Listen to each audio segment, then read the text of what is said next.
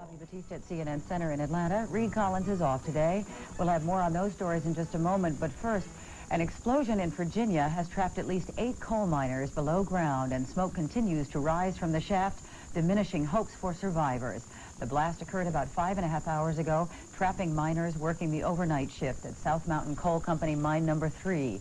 That is in far southwestern Virginia, about 5 miles outside Norton. A nearby office building was also leveled. One miner has crawled to safety.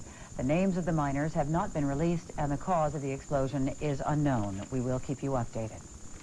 An advanced U.S. military team is in Somalia to clear the way for an assault on a formidable enemy, famine. Pentagon sources say the first big wave of U.S. Marines will land Wednesday in the early morning hours. CNN's Brent Sadler is in the capital of Mogadishu.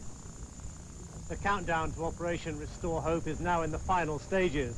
Some non-government organizations here expect the landings to start within the next 24 hours.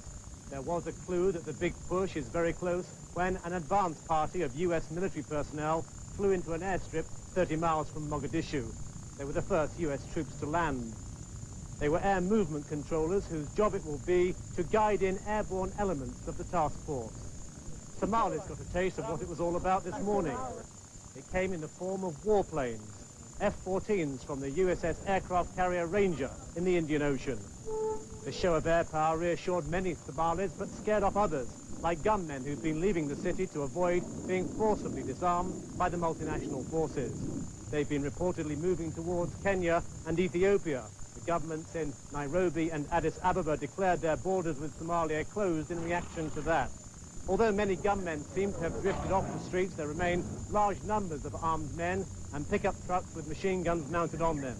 Sporadic gunfire, for no particular reason it seems, is heard often, but there are no reports of any casualties here, unlike Baidoa, 150 miles away, where security remains a serious problem and which is a vital staging area for the relief operations.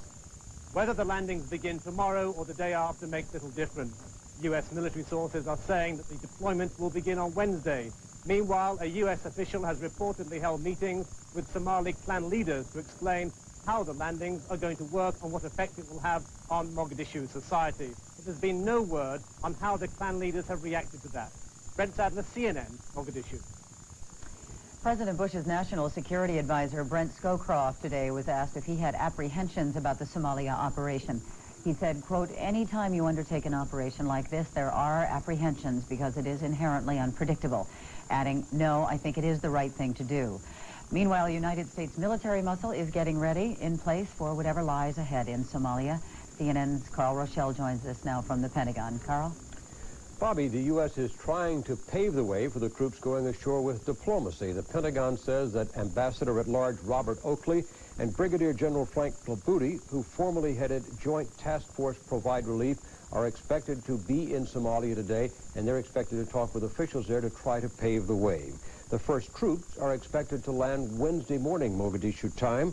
The 1,800 U.S. Marines who have been standing by offshore in ships for the last several days will be going to secure bases at Mogadishu and Baidoa to prepare for the arrival of the bulk of U.S. forces who are packing up and heading out. U.S. Marines from the Air Ground Combat Center at 29 Palms, California, are packing up and saying their goodbyes. 5,000 Marines specially trained in desert and mountain warfare will be leaving from 29 Palms to go to Somalia. But the bulk of the Marines will come from the base at Camp Pendleton, California. 16,000 troops have been designated to go from there. For the past several days, they have been getting their last-minute vaccinations, saying goodbye to families, and packing up and loading the equipment they will need. One official says they have to bring everything: food, water, clothing. The only thing that is there for them is the ground to sleep on. Carl Rochelle, CNN, reporting live from the Pentagon. President-elect Clinton will be in Washington later today to meet with lawmakers, but first he stopped over in Chicago, where he is to speak to students at a community college about educational and job training opportunities.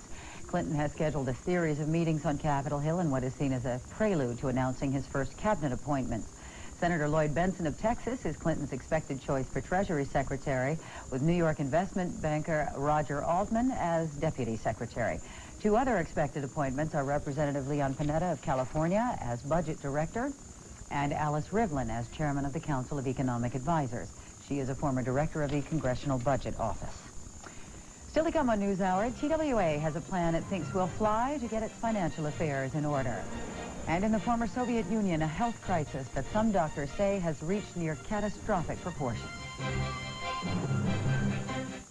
Year after year, Sears brings you one beautiful wish book after another. It's always a favorite for hassle-free holiday shopping right from your home with our 24-hour order line. And this special new wish kit is an exclusive TV offer. You get the wish book for just $4, plus a $5 certificate toward purchase and this brand new telephone free.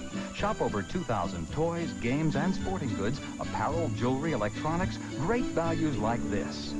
Bring the arcade into your home with realistic graphics and lifelike audio from Sega Genesis. Lavish her with jewelry with the touch of a wand. She's Little Miss Magic Jewels. Shopping by phone with our trained consultants is like having a friend to help, and we'll deliver right to you. To receive this special offer, call 1-800-225-3300 for rush delivery.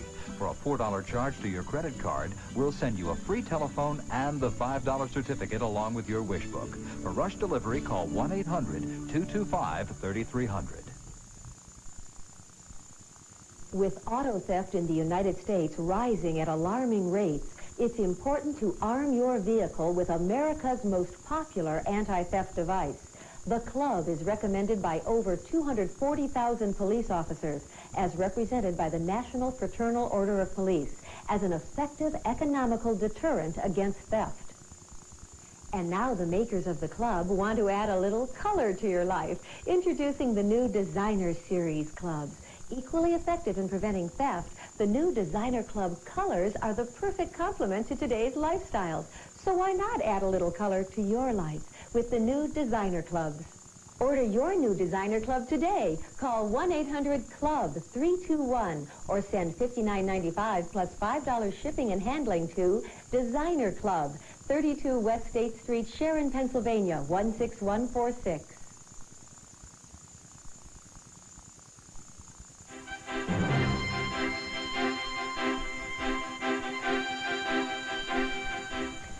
The U.S. Supreme Court handed abortion rights advocates a defeat today. The justices, in effect, upheld a Mississippi law which requires that a patient get counseling and observe a 24-hour waiting period before undergoing the procedure. Also today, the justices cleared former National Security Advisor John Poindexter.